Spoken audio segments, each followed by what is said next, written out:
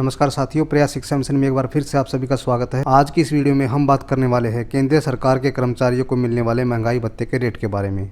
जैसा कि आप सभी को पता है दोस्तों, सरकारी कर्मचारियों का जो महंगाई भत्ता यानी डियरनेस अलाउंस है वो साल में 2 ही बार बढ़ता है। एक तो 1 जनवरी से और दूसरा 1 जुलाई से।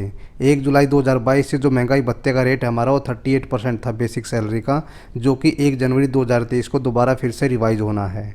अभी तक उपलब्ध जानकारी के अनुसार 1 जनवरी 2023 से महंगाई भत्ते का क्या रेट होगा वो हम लोग इस वीडियो के अंदर देखेंगे। तो चलते हैं दोस्तों कैलकुलेशन की तरफ।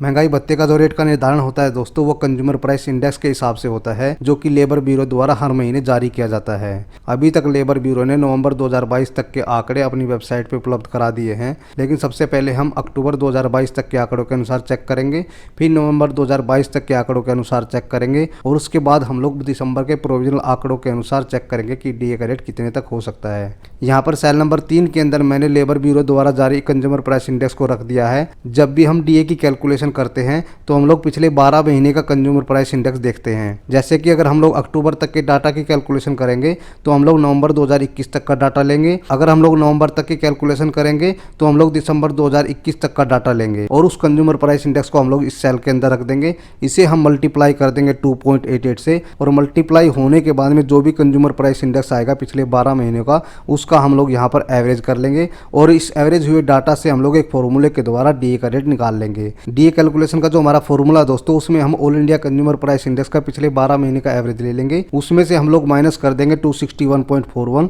और उतने से हम लोग डिवाइड कर देंगे और मल्टीप्लाई कर देंगे 100 से। तो इस फॉर्मूले से हमारा डीए का रेट निकल के आ जाएगा। तो यहाँ पर आप देख सकते हैं दोस्तों, मैंने 368 यानी पिछले 12 महीनों का कंज्यूमर प्राइस इंडेक्स का एवरेज यहाँ पर लिख दिया है और उसमें से फॉर्मूले के अनुसार ही मैंने कैलकुलेशन कर दी है। तो इस प्रकार जो मेरा डीए का अक्टूबर तक का रेट निकल गएगा 41.1% आएगा अक्टूबर तक के डाटा के अनुसार। लेबर ब्यूरो द्वारा नवंबर 2022 का कंज्यूमर प्राइस इंडेक्स 30 दिसंबर 2022 को डिक्लेयर किया गया था, जो हमारा अक्टूबर जितना ही रह गया, यानी अक्टूबर जितना ही हमारा कंज्यूमर प्राइस इंडेक्स आया 132.5। तो इस डाटा से हम लोग चेक करेंगे नवंबर 2022 के डाटा के अनुसार हमारा डीए क्या रह सकता है। तो नवंबर 2022 के कंज्यूमर प्राइस इंडेक्स के अनुसार आप देख सकते हो जो हमारा डीए का प्रोविजनल रेट रहेगा 41.74% रहेगा, यानी अप्रोक्स 42 के आसपास हमारा डीए का रेट रहेगा। नवंबर 2022 तक के कंज्यूमर प्राइस इंडेक्स के हिसाब से हमने देखा कि हमारा डीए का जो रेट है 41.74% के आसपास रहेगा।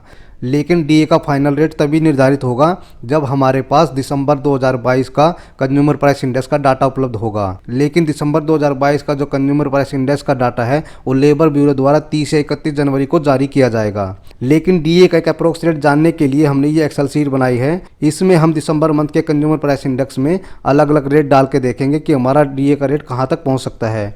तो सबसे पहले हम लोग मान के चलते हैं कि दिसंबर मंथ के अंदर हमारा कंज्यूमर प्राइस इंडेक्स पहले जैसा ही रहेगा, यानी 132.5 रहेगा, तो हमारा डीए है वो 42.39% तक जा सकता है।